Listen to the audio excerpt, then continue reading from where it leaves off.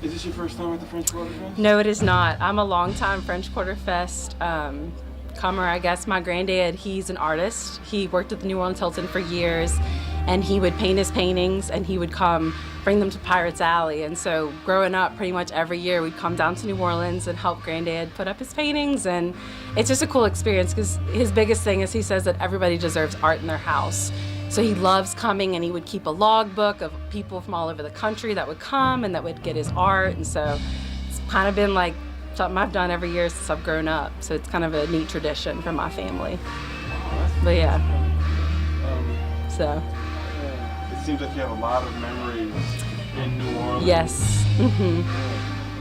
Looking back, what is one memory that you often look to? I guess like growing up, like I'd come stay in the summers and like with my grandparents on the West Bank, but they would still come back to the city, and we'd go to City Park in the morning, and there'd be no one there, and we would just ride the rides like the Ladybug, and just kind of like a fun thing when I remember growing up, just to be out there in the City Park with my grandparents. It's just a fun thing.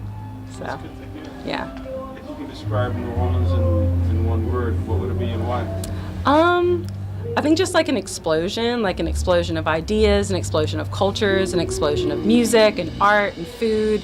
And it's not just like a melting pot, because I think it's just like bursting with culture and bursting and just kind of like an explosion of all of these things together. That's good to hear. So, So we're celebrating our tricentennial, yes. right? Mm-hmm. And it's got us thinking how people think New Orleans will change after another 100 years. Mm-hmm. If you imagine New Orleans after another 100 years, how do you see what will change and why?